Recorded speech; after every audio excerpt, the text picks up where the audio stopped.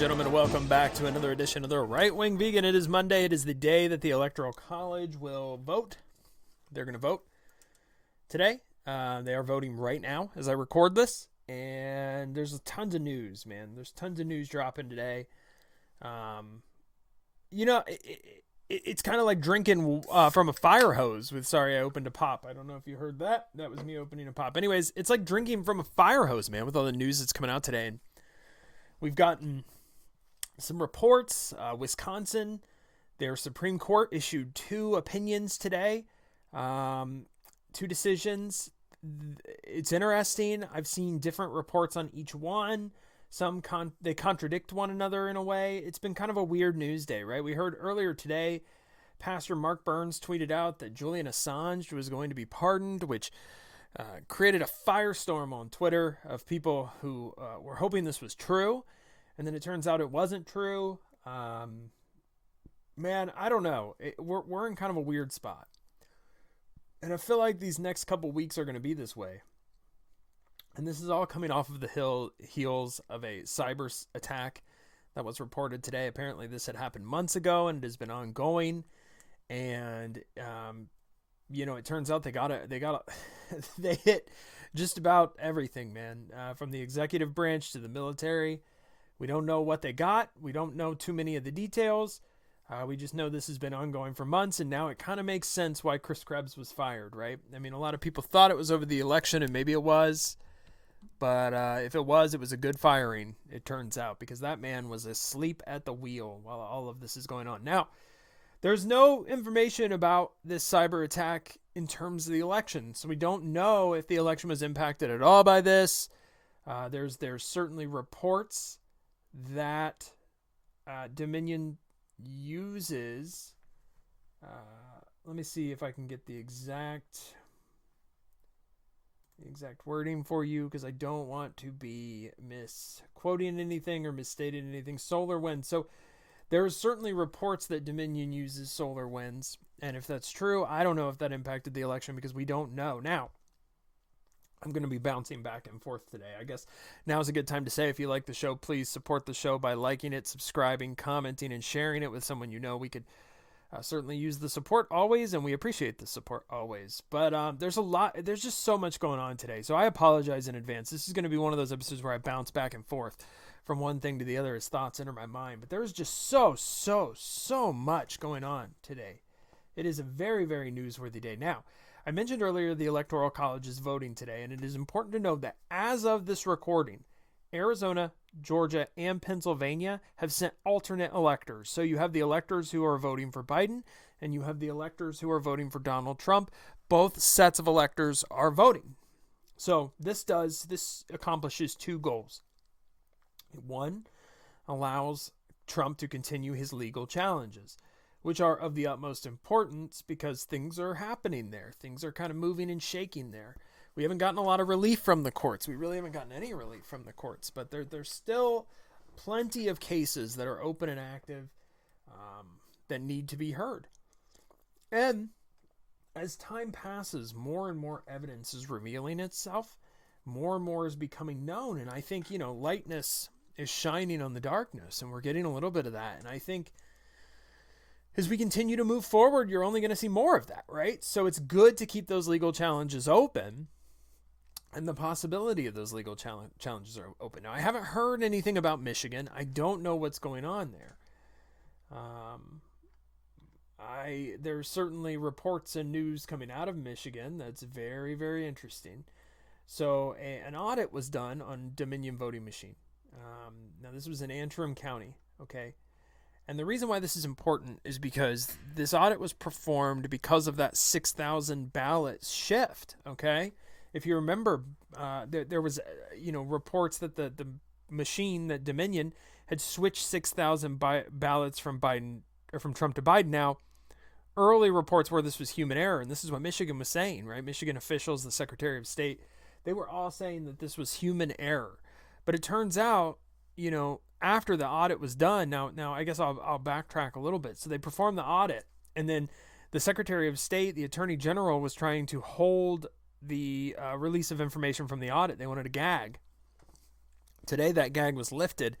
And the results from the audit have come out, and it turns out tons of votes were shifted, man. There are lots of evidence coming out from this audit, so much so that the individuals, the independent third party, now that's important to note, who performed the audit is saying that Dominion Voting Service is a national security threat. They recommend that any county that used Dominion in Michigan should be audited. The Secretary of State is in scramble mode. She's ordering that evidence be destroyed. I don't know how she's getting away with this. I honestly don't know how anybody is getting away with anything these days. I mean, when the documents came out a couple days ago with lists of individuals who might be tied to the Chinese Communist Party, I don't know how investigations aren't opened. People aren't questioned and people aren't fired. When Eric Swalwell was found to maybe have ties to a Chinese communist spy, I don't know how he's not immediately removed from Congress. I think that should immediately happen. But we live in a world, in a system where these elitists have set up protections for themselves, and nothing is going to happen unless we, the people, demand it. And I'm hoping that a lot of the people who are asleep, and there are many, many, many people asleep, but I hope a lot of those people wake up. I hope a lot of this information wakes them up. Look at what is going on around you. Tons and tons of elitists are getting away with questionable activity, and they're telling you constantly there's nothing to see here. There's plenty to see here. There's plenty to see. And, you know, I just don't, I'm in a state where I am confused by a lot of the news that comes out, but I'm trying to figure out what the right path is forward. I'm trying to figure out how to present this news to you without getting your hopes up. It's just like a weird state to be in, you know, and in all honesty, this is going to play out. I mentioned earlier that you know, that opened up two avenues, right, by these alternate electors. And the second avenue that opens up is it allows for Mike Pence, the current vice president, to potentially have to make a decision which electors to accept. You've got two votes presented in front of you. Which ones are you going to accept? And Pence could easily just say, look, I'm not accepting any electors from these states. These states are in question. Neither of them get to 270, and now you've got the delegations voting, don't you? And that's one way he could do it. I think it's most likely that nothing happens.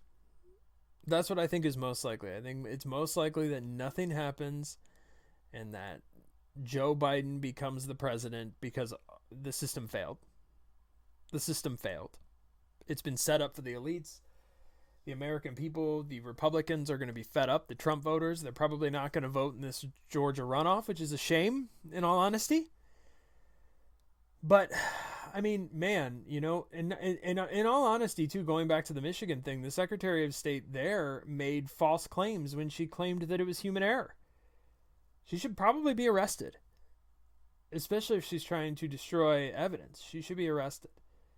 So there's just a lot going on, man. And meanwhile, you have China making all these moves. We're being attacked by foreign entities. I don't know. Texas wants to secede from the union because they filed a lawsuit with the Supreme Court and it failed. We're just in a weird state, man. We're in a weird state. And I don't know how any of this ends. I've been trying to think about this all weekend. How do we get out of this? And I've been thinking, is there a way that we can get out of all of this without a divorce? It's like one of those situations, right? You've been in a relationship for a long time. You know things aren't going to work, but you're struggling. You're trying as hard as you can to find common ground with a partner that you just don't have anything in common with.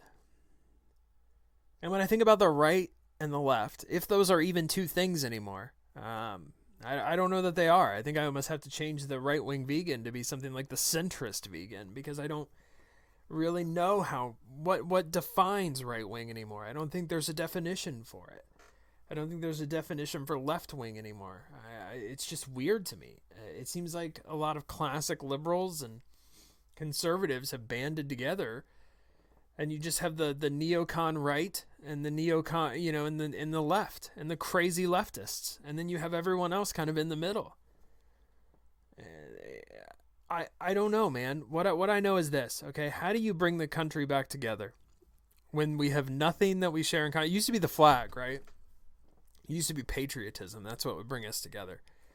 Even if we didn't agree on religion, even if we didn't agree on some cultural aspects, we could always come back to, well, we're all Americans, we all agree on the flag, and we're all patriots. And now we don't even have that anymore. We've been divided so much that we can't even find common ground under the flag, under patriotism, under our love for this country. Because half of the population in this country hates this country. So you just have this weird time where I don't think there's anything that can bring us together. And I've been thinking about it, and I don't even know how secession would work in 2020. Every state is so reliant on other states that I just don't know how you would even make that work. So I don't know how that's possible. And while I want to argue that we're currently in a cold civil war, and I think that's obvious when you look at the control of information, when you look at the power that big tech has over us, I also think that we're in a hot civil war when you look at the Proud Boys fighting Antifa on the streets. 4 people getting stabbed, someone getting shot in Washington. I mean, you have all of this conflict on the streets. It's not widespread conflict, but you have it.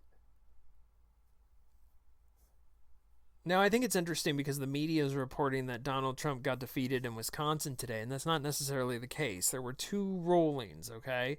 So the blue check marks in the mainstream media, you just have to ignore this stuff and look for yourself. I've said it multiple times. I will continue to say it on this show every day that I do an episode.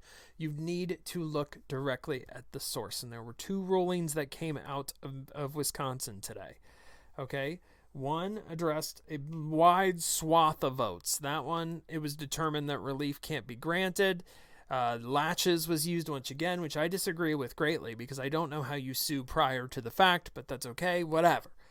The other one deals with confined individuals and people who are forced to be confined, and it says that each vote should be determined on a basis, a vote-to-vote basis, and that they can be challenged.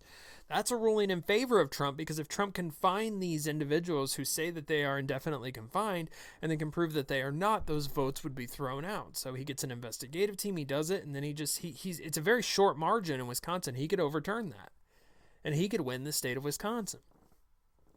Now, I've always been under the impression that if one domino falls, they'll all start to fall, and I still believe that. I think if Trump gets one win, a pile of wins will come after it. I think it's been an uphill battle to even expect a win. We knew we were losing. Again, we are not just playing against people who play a fair game. We're playing against people who change the rules of the game constantly. We're playing against people who will cheat without regard. We are playing against people who have, the system built so that they win. They have individuals in position in the system so that they can win. We're fighting a war against people who have the culture, who have the DOJ, who have the FBI, who have everything but the presidency. And that's who we're fighting. And we're asking Republicans to do something that is just not in their nature, and that is have a spine and a backbone. Republicans typically are the party who turtle up whenever opposition is pushed at them. We need them not. We need them to put their big boy pants on and get their mean face and stand up. Stand up and fight for our president. That's what we're asking for. And you see a little bit of that today with these alternate electors being sent. I'm honestly surprised this even happened. I did not expect even this. So there is a little bit of good news today coming out, right? You've got alternate electors in certain states voting, and then you've got this Wisconsin decision that's a little iffy. And then this whole, cyber attack thing, which there needs, that's not good news, by the way, but there needs to be a little more done in terms of reading into that and looking into that and seeing how widespread the damage was. You've got, this report coming out of Michigan, the audit. So there's definitely some interesting news coming. I think my prediction is we are in for a wild week. There's going to be a lot of dips and dives and ups and downs. It's going to be like a roller coaster this week. Something's going to happen in Trump's favor. It's immediately going to get shut down. People are going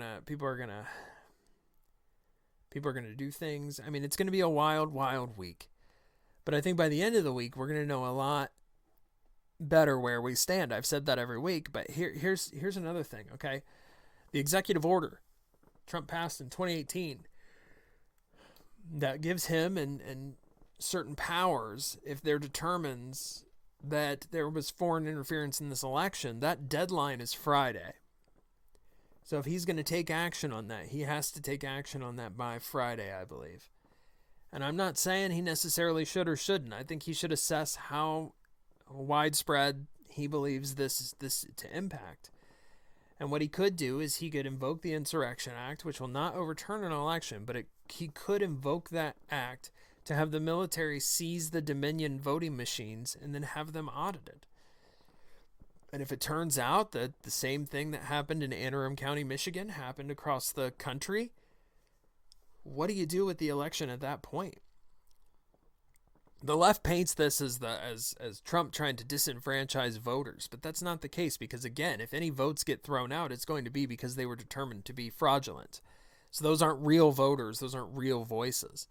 Or if you want to get angry, if your votes do end up getting disenfranchised, you can take that anger and direct it right at your local government because it's going to be your state legislature or your governor or your secretary of state who passed laws or who decided to enact crazy orders and edicts that were completely unconstitutional and violated the law of your land. If your vote gets thrown out because of that, well, you know who to direct your anger to. You direct your anger to the people who violated the Constitution. That Constitution, by the way, is there to protect you, protect your rights, to limit your government's power. You should celebrate that document. That document is of grave importance because it stops tyrants from taking over the government. It gives you rights. That document protects your rights. And I see a lot of people speaking out against the Constitution because their candidate, their party that they backed, is getting a win violating it, and they're like, yeah, F the Constitution because we won. No, that is something you should never do. That Constitution takes precedence over any tribe, any team, any politician. It is the most important document in our country, and your state's Constitution is the most important document in your state. It limits your governor's powers. You shouldn't have a Gretchen Whitmer out there forcing people to stay within their homes. You shouldn't have a Gavin Newsom telling you can't take a walk or you can't worship God because he says so. Well, that's not how this works, okay? That document stands in front of you and Gavin Newsom and his army of cops that would enforce these edicts that are unconstitutional. And for you to come out because you live in Michigan and because, Pennsylvania, and they passed all these laws that violate the Constitution, and you're just okay with that because your candidate won, that is setting a precedence that's going to allow your government to just take power whenever they want. And you won't be okay with it eventually. You might be okay with it right now because your team won. But if the rules change so much that you never win again, well, I don't think you're going to like it very much. And it feels very, very much to me like there is a bigger force that is behind all of this. And I don't think that force exists. Well, I think it does exist in the United States of America, but I don't think it's being controlled within the confines of the United States of America, if you know what I'm saying. I think we have some foreign interference big time, not only in our election, but in our culture, in our country, in our edicts, in our rules, in our corporations. And there's proof of that now. There's proof of that now. These are not just the words of a crazy man. These are based in evidence now because of that document that was released. And that document shows names of individuals who are tied to the Chinese Communist Party. And what do you know? They're in Pfizer. They're in all these big companies. And they're in the government. Of course they are. It's just been a crazy week. It's going to continue to be a crazy week. We're going to continue to cover it. I want to apologize for not doing episodes recently every single day. And the reason is there's so much out there to cover. I want to soak it all in before I talk about it. I don't want to just come out and say something. The news is adapting so fast. Doing this podcast is almost pointless because by the time you listen to this episode, everything's going to have already changed. And everything that I'm saying is now old news. It's just really hard to stay on top of things because of how much news is changing right now, and it's going to continue to be that way. So I made the decision I'm going to record these episodes and I'm going to post them. And if they're out of date by the time you listen to it, I don't know what to tell you. Just wait till tomorrow's episode and we'll continue to just be out of date until we catch up because it's almost impossible to stay in line with news. News is happening just so fast, just bam, bam, bam. It's impossible. It really is. So more to come today. I'm sure other states will also send alternate electors. That's going to keep everything open. That's going to keep everything available for the Trump team. And we're going to continue this process forward, and we'll see where it goes. Maybe or maybe not Julian Assange will get pardoned. I don't think so, but you never know. Yeah, we'll see. We'll see, right? We'll see. But I want to thank you guys for listening. I really do appreciate it. Again, if you like the show, please comment, subscribe, and share the show with somebody you know. Thank you very much. I will see you guys tomorrow.